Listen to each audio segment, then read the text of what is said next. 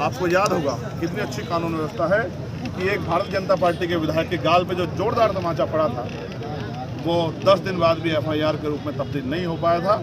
जब बहुत आलोचना हुई और मुख्यमंत्री जाके मिलना पड़ा, तब जाके पिछड़े वर्ग के लोगों को सिर्फ ये बताने के लिए कि कार्रवाई होगी, तब जाके एक FIR दर्ज हुई। प्रयागराज में छात्र आंदोलन कर रहे हैं। देखिए, मैं उनका समर्थन करता हूँ और आप जानते हैं मैंने मंच से भी कहा कि मैं जाना चाहता हूँ उनके बीच में, लेकिन सिर्फ एक मजबूरी है कि भारतीय मीडिया का जो चरित्र है उससे मैं पूर्ण रूप से वाकिफ हूँ। 10 मिनट लगेंगे उनके पवित्र आंदोलन को राजनीतिक आंदोलन साबित करने के लिए मीडिया को, जबकि एक कड़वा सच ये है कि 2 दिन से आप और मैं इंसान है, हमारे घर में बहन बेटियाँ हैं, वो बच्चियाँ वहाँ सड़कों पे बैठी हैं, बच्चे बैठे हैं सड़कों पे, और वो हमारे परिवार के बच्चे हैं। उनके मन में पीड़ा है, उन्होंने 4-4, 5-5 साल तैयारी की है जिस तरह से नॉर्मलाइजेशन को लेके, और 2-2 शिफ्ट में जो पेपर कराने की बात जो है बोर्ड कर रहा है, आयोग कर रहा है, उसको लेकर जो उनका विरोध है वो सही है।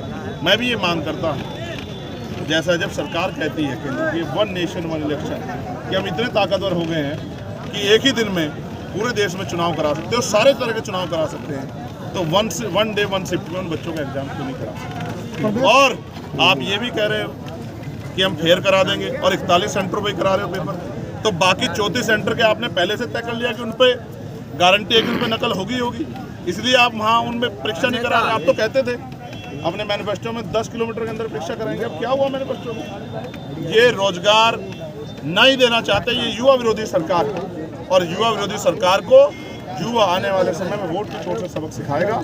मुझे इस बात का विश्वास है। अब जातिगत जनगणना पे एक टिप्पणी आई है कि इसमें जाति का कॉलम नहीं होगा।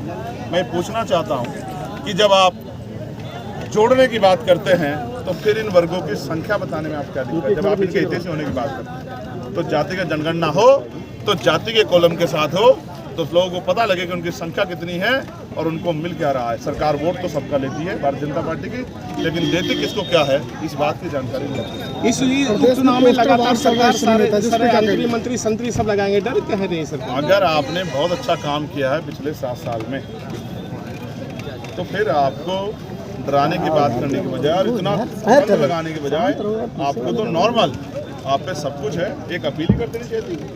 क्या चुनाव में इतने धक्के खाने कि गली गली घूम रहे हो? इससे स्पष्ट होता है कि ये जो अभी लोकसभा चुनाव का रिजल्ट आया था उसने साबित कर दिया था कि अब जनता इनके झूठे बहकावों में नहीं आएगी और वोट की चोट से इनको सबक सिखाएगी। अखिलेश यादव को बार बार डर सता रहा है कि लोगों को वोट नहीं डालने दिया जाएगा। अखिलेश यादव को डर सता रहा है कि लोगों को, सिर्फ उनको नहीं, मैं अभी कुंदरकी होकर आया हूँ और मैंने बाकायदा वीडियो जारी किया। आपने देखा, मैंने दिखाया कि क्या था वहाँ। पुलिस निर्वाचन नामावली को लेकर गांव में घूम रही थी। अब आप बताइए कि पुलिस निर्वाचन नामावली को लेकर गांव में घूम के क्या करना चाहती है? और मैं बताता हूँ क्या कर रही थी। पुलिस ये कर रही थी कि वो लोगों को ये कह रही थी कि आप चाहे कहीं भी चले जाओ, लेकिन वोटिंग वाले दिन यहाँ नहीं रहना।